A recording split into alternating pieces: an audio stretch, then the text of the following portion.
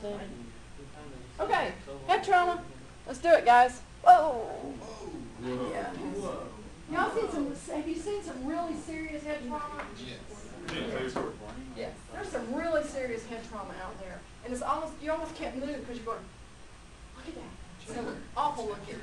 So we're going to be talking about the anatomy of the head and the brain, pathophysiology, and that's going to be very important when we're talking about head injuries.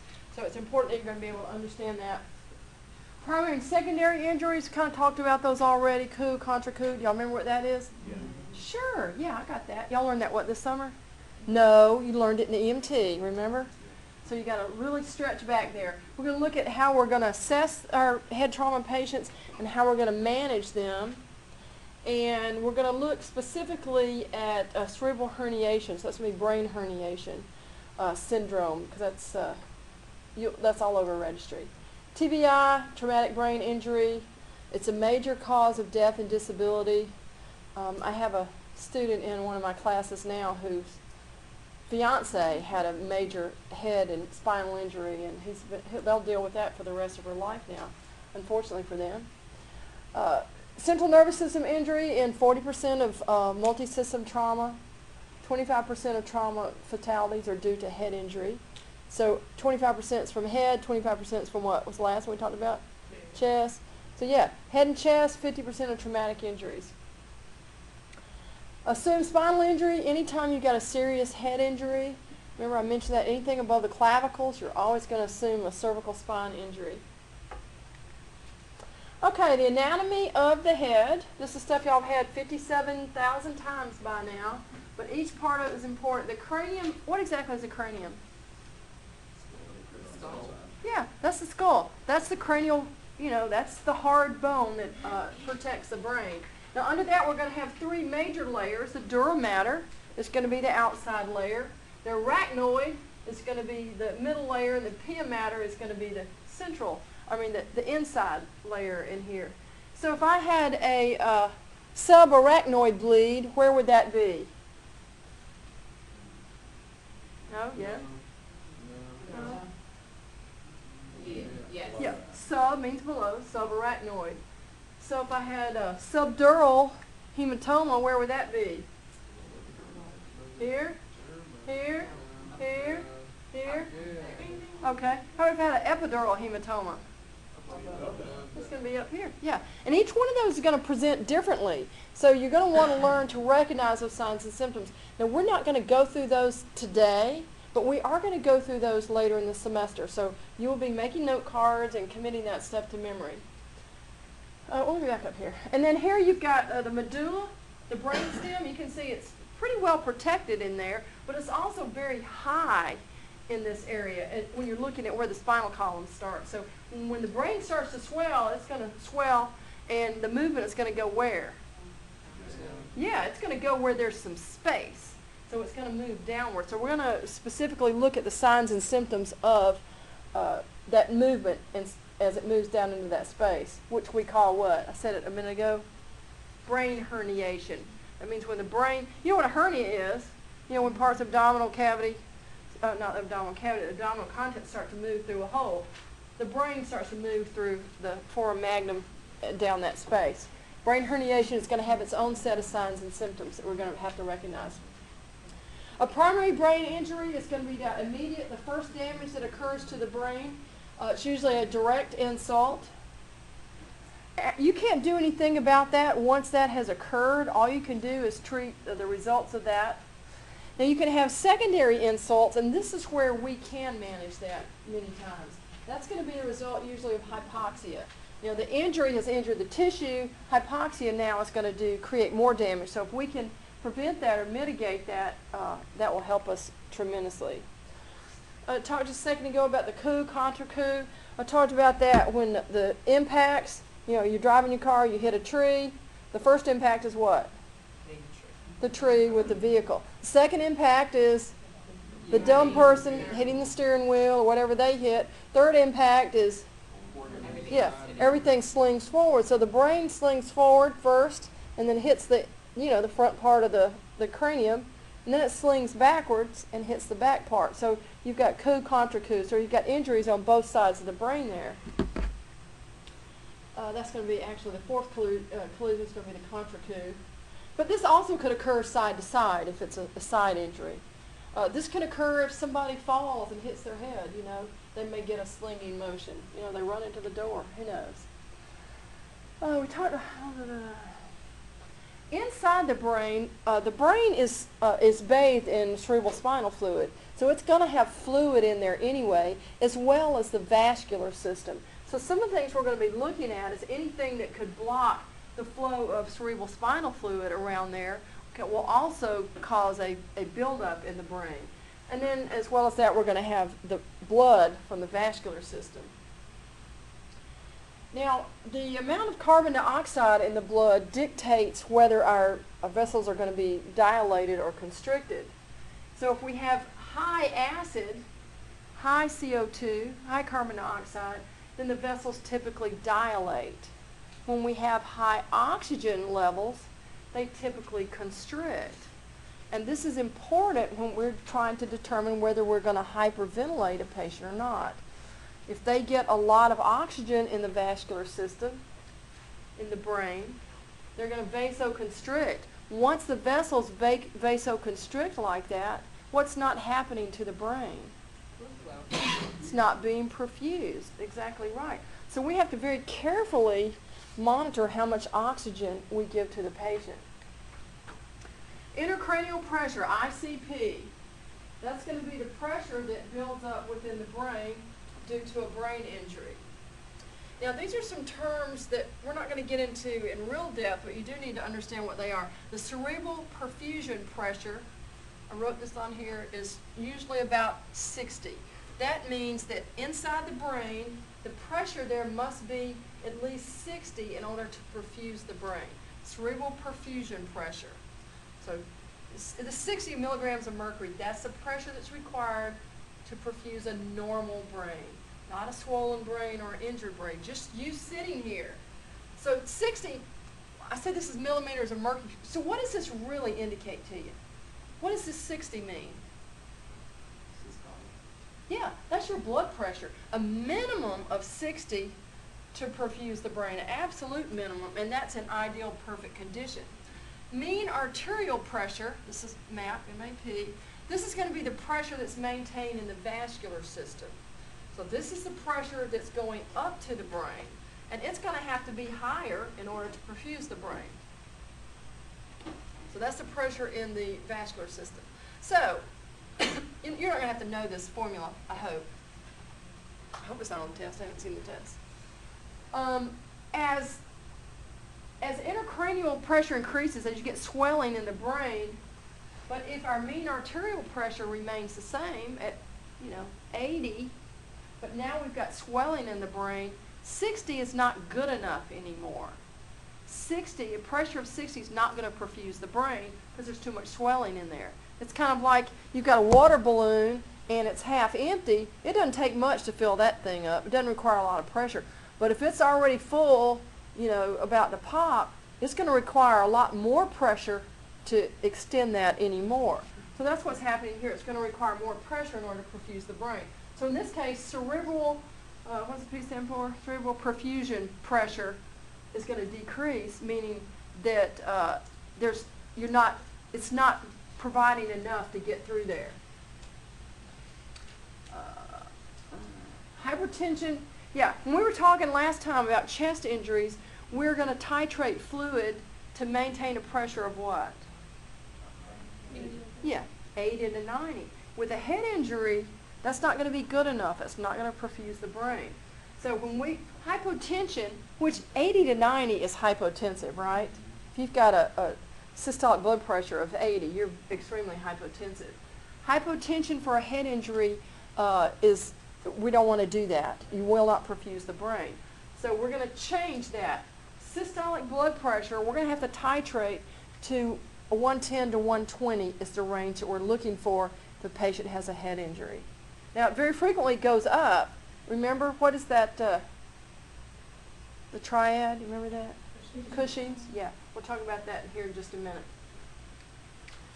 Okay, is this where it is? Vital signs. Yeah, so you remember Cushing's triad. We might as well draw it right now while I'm drawing. I'm going to put this on here. I wonder if this is going to show up on, does it record this? It's recording the whole thing. So remember with,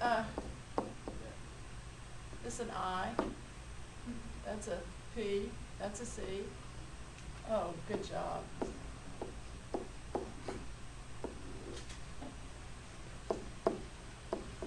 Okay, what does the blood pressure do for shock? This is a little arrow thing, remember? What does it do if they've got increased intracranial pressure? The systolic goes up. Yes, that's good. All right. Because I don't have much space. Ah! Back, P. Oh. All right, pulse. Intracranial pressure, pulse. You sure? You all agree? Okay, just want to be sure. And shock, what does it do? It goes up. Yeah, initially. Okay, good job. Yeah, okay. Ah. Okay, how about respirations? Intracranial pressure. Is that your vote? Anybody else? Yeah, this is going to be variable. Sometimes it may be irregular, it may increase, it may decrease. What's it going to do in shock initially? Up or down? Okay. Oh, well, that's a great arrow. All right, good job. Y'all win that one. We win a prize. Yeah, your prize is I'll let you out for lunch today. Okay, so it's important that you're able to recognize the signs of increased intracranial pressure.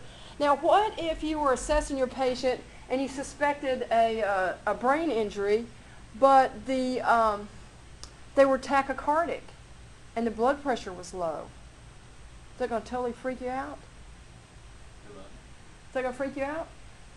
You're assessing your patient. You're pretty sure they've got a traumatic brain injury, got a head injury, but they're tachycardic and the blood pressure is low. Does that mean they really don't have a head injury? They got something else? So what does it mean? From their head injury? Because they've lost a lot of blood in their brain? That kind of blood can't get in that brain. I don't know, somebody get mine. Maybe they have a lot of diarrhea.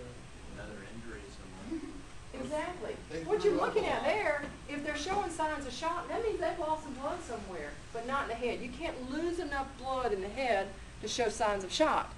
So if they're showing vital signs that show shock, they're bleeding somewhere else, but they could very easily still have a head injury.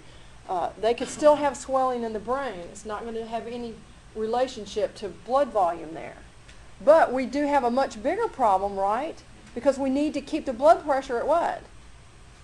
110 to 120. If they're bleeding out somewhere, that's going to be extremely difficult. So these people usually have a bad outcome, unfortunately. So make sure you know Cushing's reflex, which is those three components. At which point, when we were looking at respirations, do what?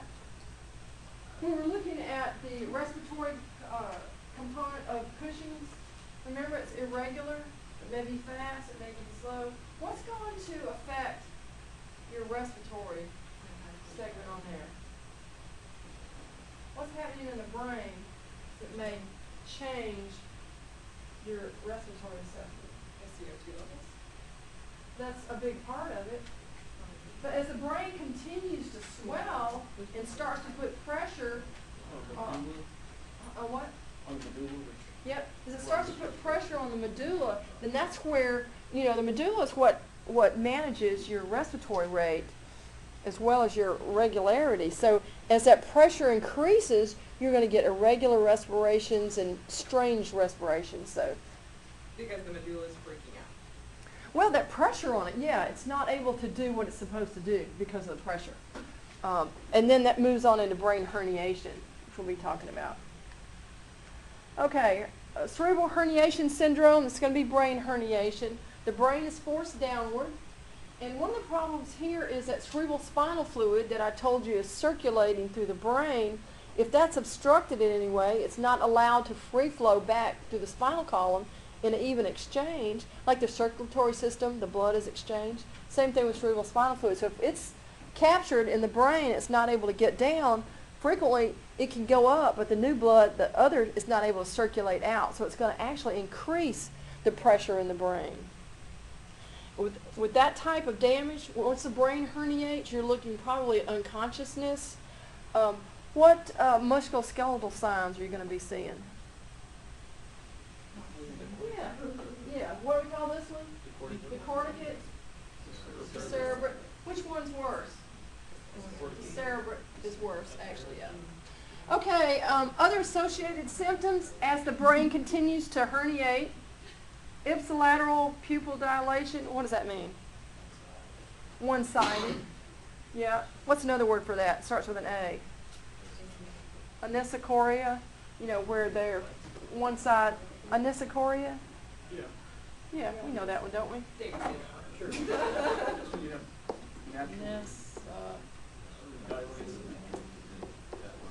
Anisocoria. Unequal pupils. Another thing you'll see as part of that anisocoria or the ipsilateral pupil dilation is that one is going to turn downward and outward. Not both pupils, but the one eye is going to kind of go off at an angle there. Pretty weird. Contralateral paralysis, what does that mean?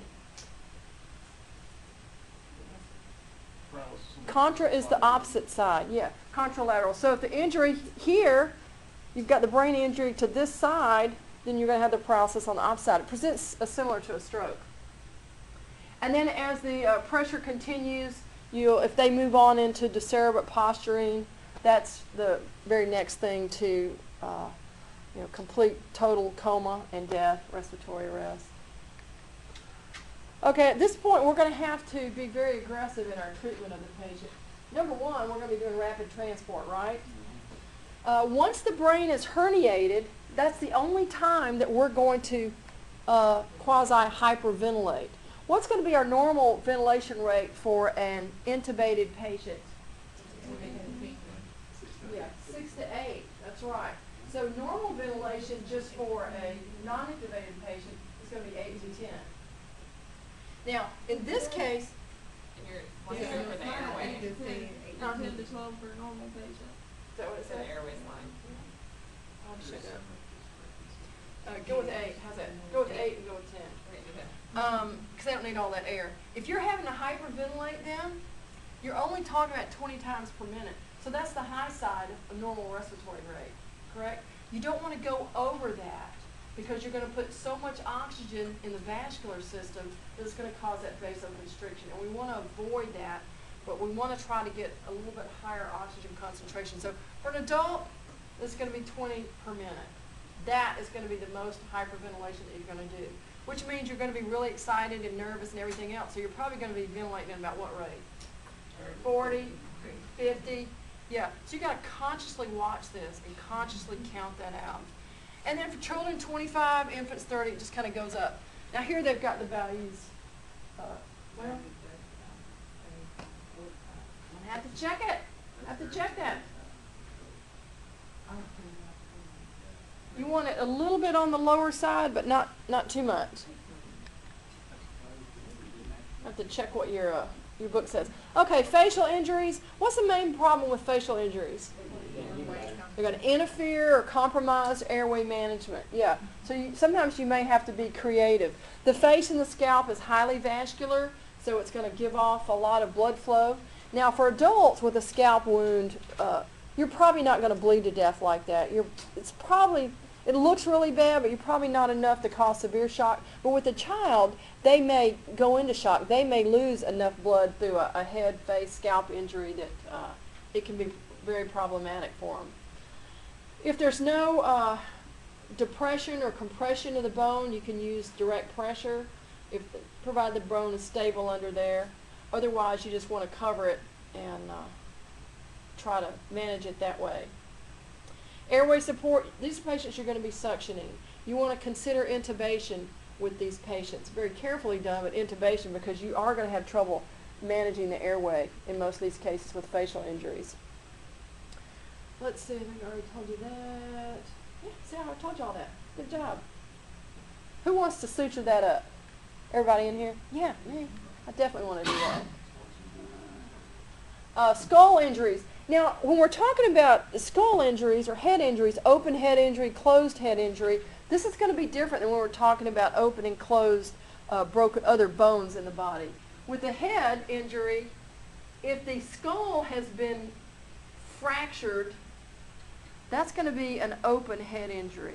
That doesn't mean that the scalp is also exposed, but this is an open head injury if the skull has been compromised like that. It may be depressed, you know, where it took a blow like a baseball bat, which is a problem because you've also damaged and cut and contused brain tissue in there. Impaled object, those are never good. You can have a fracture, just a linear fracture where it's not displaced, just like you would in any other bone of the body. But you'll be assessing for that. You'll be palpating when you're doing your exam of your patient. Okay, let's look at different types of brain injuries. A concussion, with a concussion, there's not really any real damage to the brain. You could have some loss of consciousness, but usually there's no lasting or residual negative side effects from that, typically speaking, unless it happens over and over and over. Level of consciousness, they may, as I said, they may lose consciousness, and that's something you always want to ask your patient and ask anybody that was around. Was there any loss of consciousness? One thing you may notice with patients with concussion is retrograde short-term amnesia. You guys ever assess a head injury patient and they over and over and over? What happened? Well, you ran your truck into a tree, then you drug yourself out. Oh, okay. Oh, yeah. What happened? And finally, to the point where if I have to tell you again, you're going to have a serious head injury. You're going to have an impaled object in your head. Other associated symptoms, they may feel dizzy, they may feel confused, there may be loss of consciousness with that, and then of course the amnesia part of that. They may feel ringing in the ears. Of course nausea is one of those too. Head injury generally causes nausea too, unfortunately. Cerebral contusion, this is a little bit worse than a concussion because the brain has actually been injured. It's actually had some ischemia in there. So that's one of the things that will cause some swelling in the brain and may lead to a serious head injury. Level of consciousness, oftentimes these patients are unconscious and they don't wake up while you have them. They may be extremely confused and they may have some serious amnesia associated with it. Associated symptoms, focal neural signs. What is that? Those are kind of like stroke symptoms. You know, you're going to see neurological issues associated with this, not just, you know, confused. But you may have, you know, the pupils may be affected. They may have weakness on one side or the other. They may have personality changes with that too. Have you ever noticed a head injury patient to be very aggressive or hostile? Very commonly associated with head injury patients. They don't play well. Diffuse axonal injury. This is going to be an injury that really affects the entire brain. They can't pinpoint, you know, it's not like with a baseball bat where you've got an isolated injury.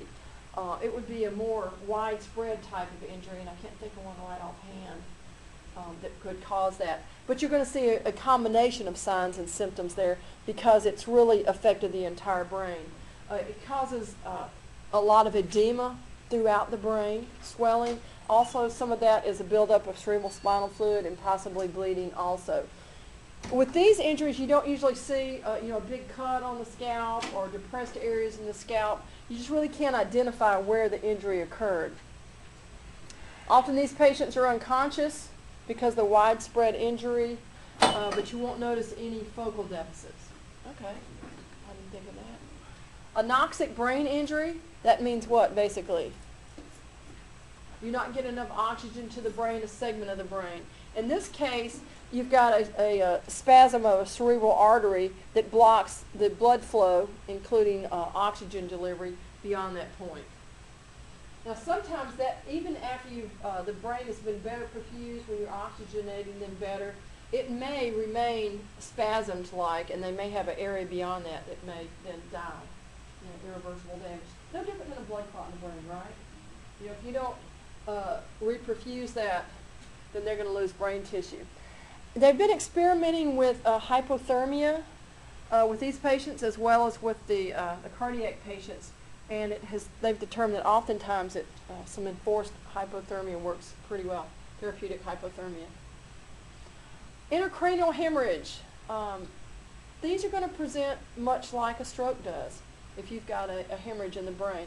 I mentioned a minute ago we talked about the epidural and the subdural, and later on we're going to talk specifically about the signs and symptoms for these, but just not in this course.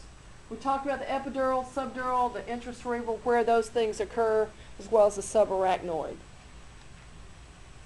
An acute epidural hematoma, this is going to be an arterial bleed.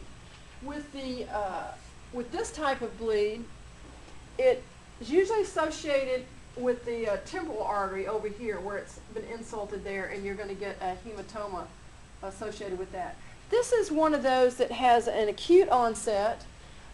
Many times, I think they say up to 35% of the time, the patient may experience a lucid interval, which seems kind of weird.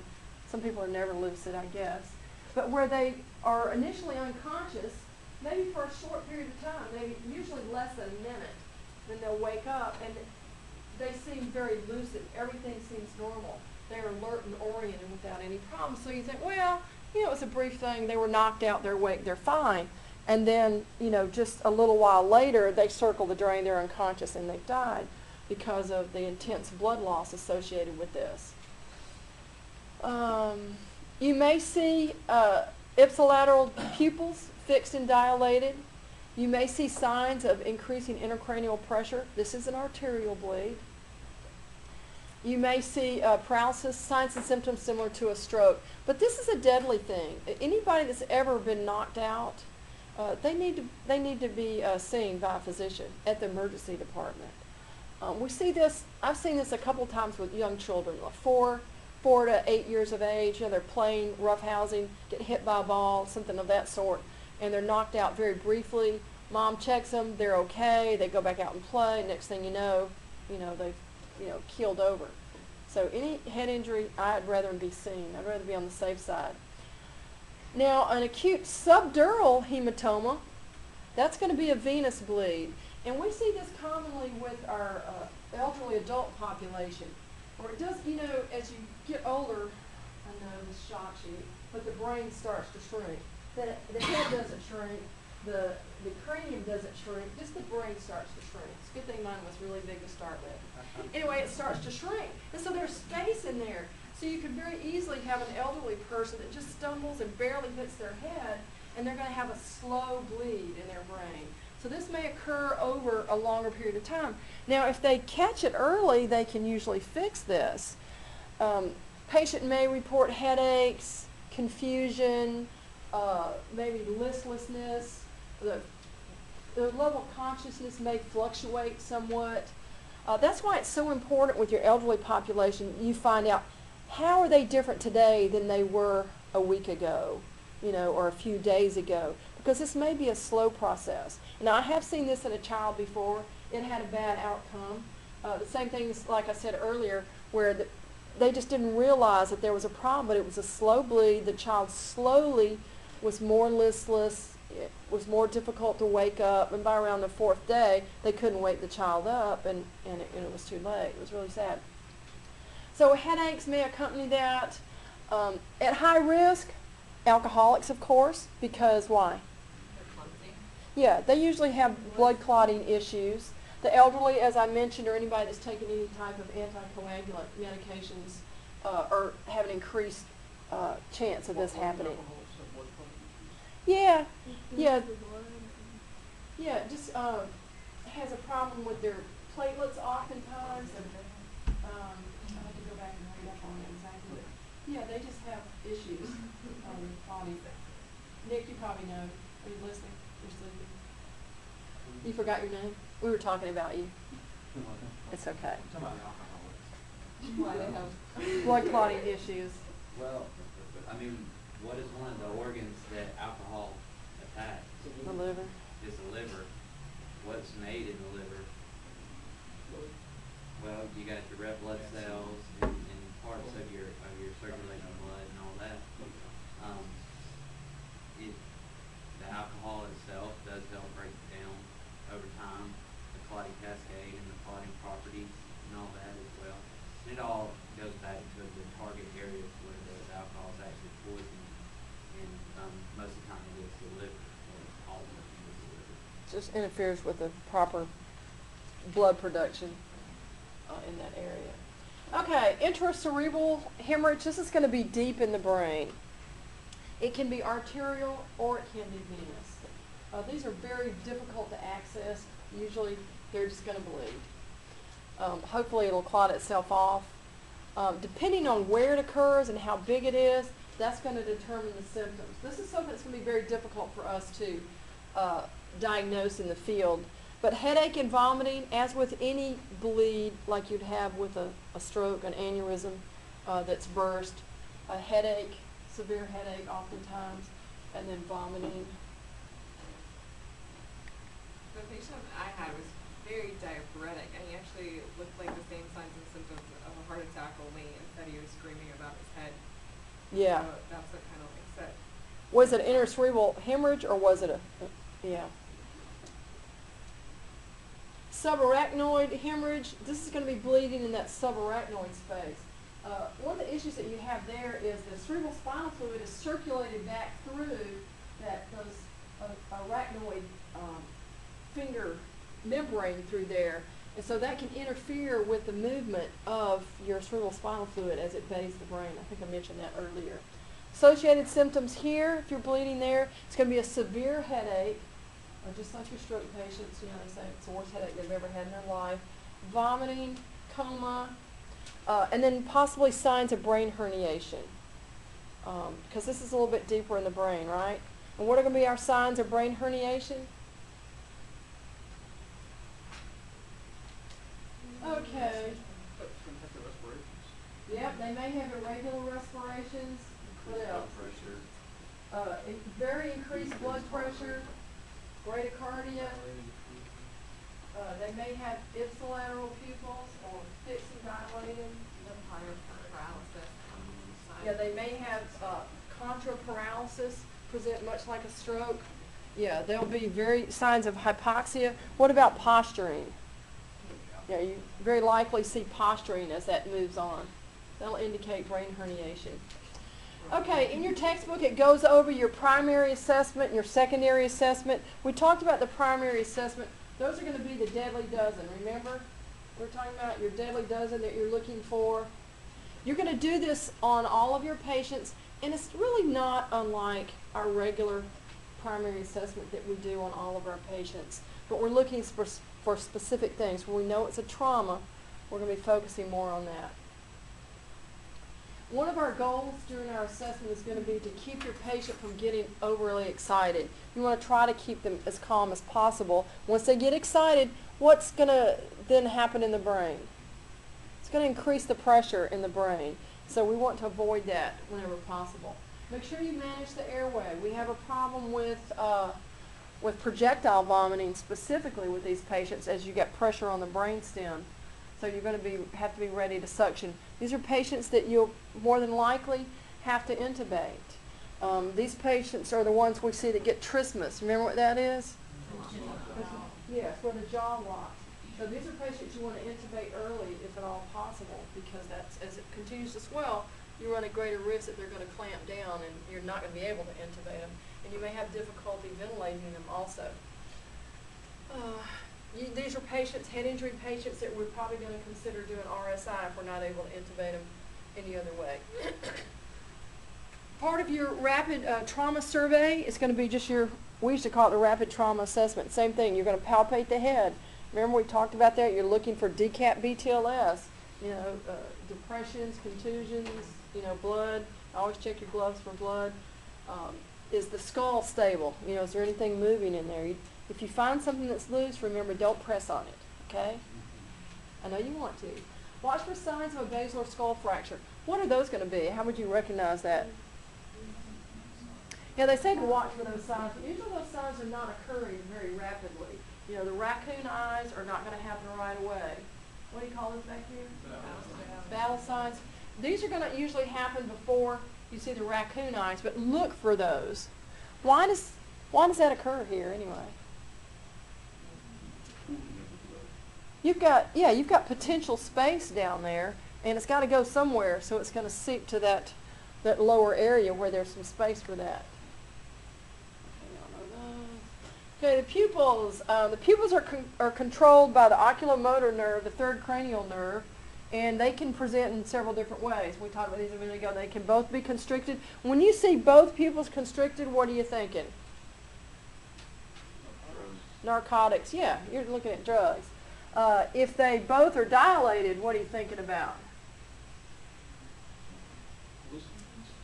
Yeah, some type of stimulant for sure. If they're both dilated, those are things you're immediately going to think of. Now, if you have a patient with a head injury, could they have any one of those drugs on board? Yeah, sure. Is it likely? Yeah, probably. Yeah, as a matter of fact. This is the nisocoria here. Also, what do they call it? Ipsilateral, where they're going to be one's big, one's little. You also want to check to see if they're reactive or not. If they're fixed and dilated, is that better or worse than one that's reactive? Oh, yeah. It's really bad. If it's non-reactive, it's always a bad sign. Talked about posturing. Decorticate is going to be where you're tightened up. The cerebrate is where they're straightened out. Cerebrate, the extension is worse than decorticate. On your Glasgow Coma scale. So here, decorticate, that's right, and this is the cerebrate. You're going to have to know these. You're going to have to be able to do this on National Registry. You're going to have to, given the scenario, you're going to have to determine your patient's Glasgow Coma score. We say less than 8 intubate. Yeah, we still do that too. Vital signs, we've talked about this, the difference between shock and a head injury. If they're showing signs of shock with a head injury, that says what to us? Blood loss, yeah. They're bleeding somewhere. But it's important that you're constantly reassessing your patient, because if you don't, you're going to miss these important signs. We get several sets of vital signs because we're looking for what? Trends, exactly right. Well, if we're not checking vital signs, we're not picking up that trend. So with a head injury patient, you're going to be checking that often. You're going to be checking their ABCs very frequently. We found that a patient that is hypotensive with a brain injury has a very bad outcome because there's not enough pressure to perfuse the brain, right? What did we say is the minimum pressure for a normal, not sick patient? It's about 60. What do we need it to be if they've got a head injury? 110 to 120, exactly right. So when we give fluids, we're titrating to 110 to 120. See, wasn't that easy? It was all written on the board. Secondary survey, this is going to be where you're doing a full body assessment, but you're constantly reassessing your patient. You should have already left the scene by now. Long gone. Your secondary survey will be done en route. Your ongoing exam, you're constantly reassessing your patient. You're writing it down. Because I can tell you, if you don't write it down, you will forget it. I know that's a shock to you because you're all young and smart, you're not old like me where I forget things. But even then, you have to write it down because there's so much going on you're going to forget.